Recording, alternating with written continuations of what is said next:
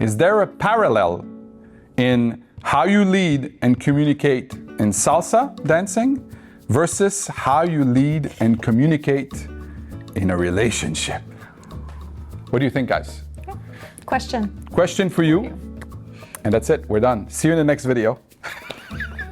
No, I think I can only speak by experience for myself, you know. So whenever I started to partner dance, and especially when I was creating choreographies, it was something of a challenge to understand that if, let's say, there's a mistake that would happen, my brain would not necessarily go towards I created the mistake.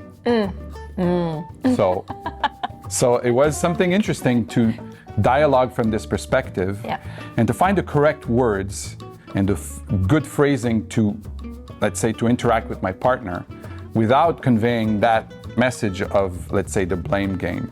And I think humans, and I can maybe speak just for myself, it's easy for me to go to the blame and say, oh, something went wrong, maybe she did this and she did that. So that creates a complex situation, because if you act or talk in a certain way, you're not going to create cooperation.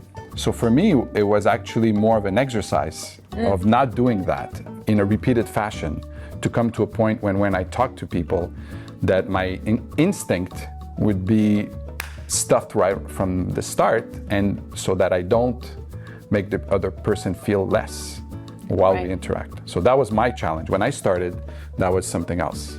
So what you're saying is that you need a lot of self-awareness. Yes. And to be able to kind of catch yourself in that.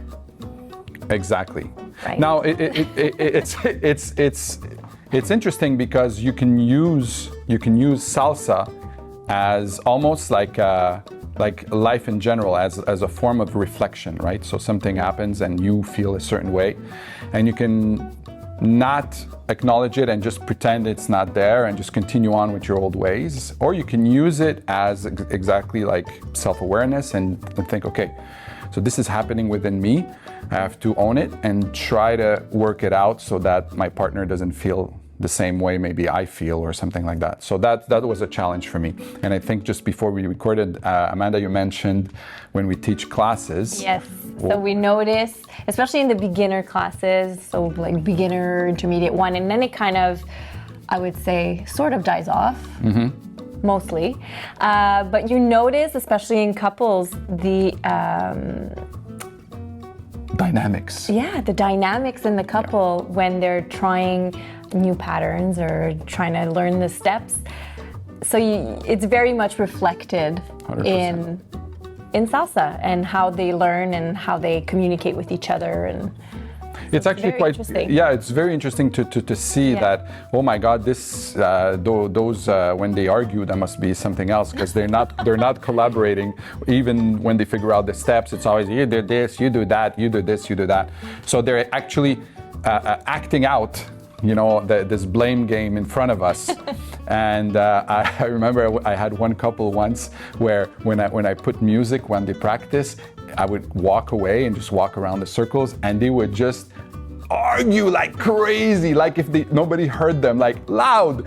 But because the music was playing, like you wouldn't notice too much. But when I would come and see them, like get close to them, they were all nice. They would look at me and they would stop arguing. So I was moving around, and then I was coming back, and they were like, ah, you do this, and they'd look at me and they go, ah, hey, how are you? And then they were just smiling and just like, yeah, hey.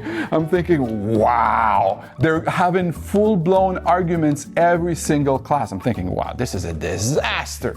But hey, that's the way they wanted to interact. You know, I'm not a marriage counselor. I can't help them. Actually, that's what we're saying. Is salsa can either make or break your couple. You can learn from it. Yeah. Or you can not learn from it, and then it can break your marriage.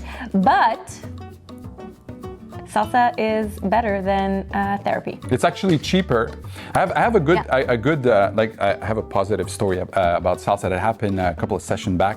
There was a guy that was taking a lesson with his wife, and he told me literally, he goes, whenever we have tough conversations, I actually wait after the salsa class in the car because they get resolved easier than before the class. So they're having a great moment out. I always saw them in the corner, always smiles, they were happy. He was happy, her wife was happy because she was dancing and everybody was happy, and then they would go out and they didn't notice it, but he said over time, if we needed to talk about something like really, really tough, if we did it after class, it went well versus if we did it at another time. So salsa, 1 point for salsa, guys. So, end word for you, Amanda. Come to Salsa. Join us. Join us. Cheaper than your therapy session. And voila, let's go. Take care, guys, and see you in the next video.